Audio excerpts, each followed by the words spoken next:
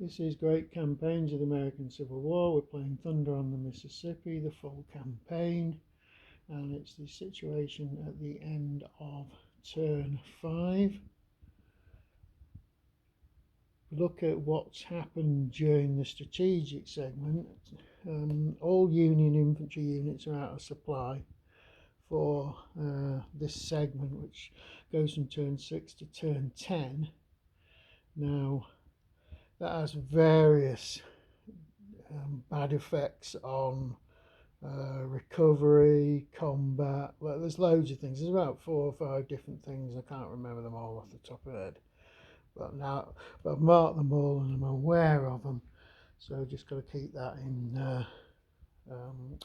in mind. We also received our gunboat markers. These just are reminders that if your Confederates are defending with a back to Mississippi or the Yazoo River, I think it is, which is way over here, I think. No, I don't know where the Yazoo River is off the top of my head. Oh, it's up here, right. If they're defending with a back to them, the Unions have got a modifier, a positive modifier to their attacks there.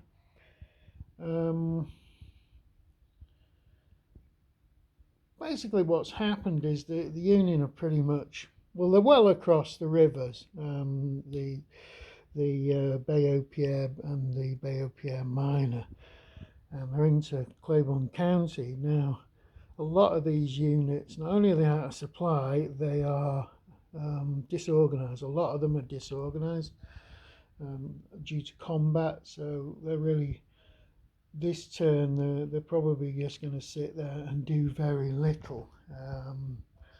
Now they are attacking this fort here. Now there's no great reason to do that. That fort doesn't block Union River transfer. If you effectively transfer, if you're using one of these controlled hexes and you've got a unit here, Brunswick's always Union control. You can transfer to another of these so long as it isn't enemy occupied. So there's quite a lot of these landing points all the way on the river. So the Confederates need to be aware of those. Potentially the Union could turn their whole position using river transport. At the moment, well, to even start the process, you've got to be on one of these river transport areas controlled by your side, and there aren't any at the moment, but it's worth bearing in mind that is available. Now the Confederates have managed to get virtually all their units north of the Big Black River. They've got one very worn out, exhausted unit here that's just disorganized, which has still not managed to get across the river.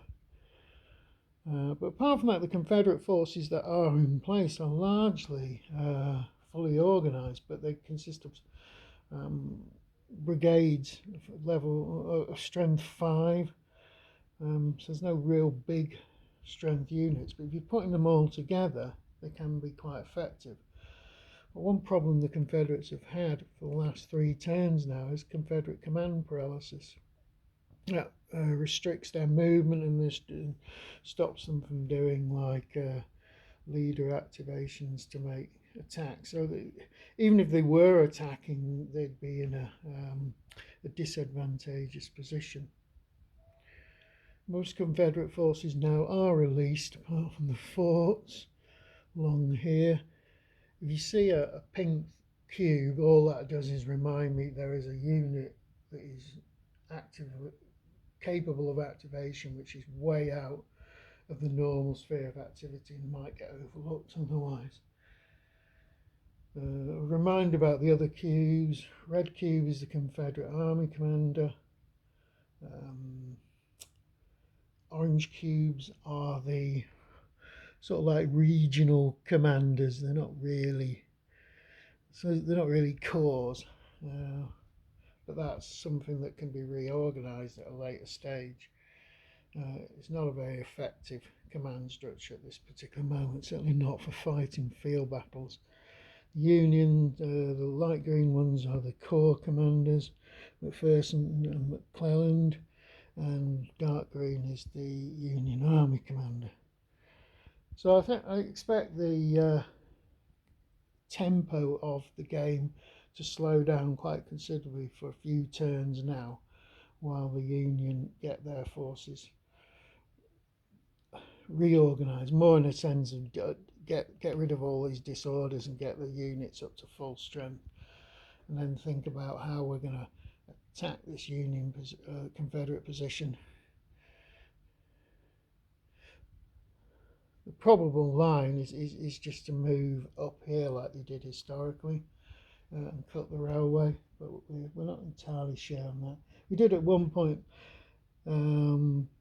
last term, we looked at this crossing this ferry here, but I didn't realise that the actual swamp hexes in this particular game are totally prohibited. The only way you can get into them is via these roads. So even if you cross the river there, all right, you get yourself a movement. You could get a river transfer available, but it wouldn't actually give you anything else. That's worth the Confederates have got to think about that, because they don't want this entire position turned.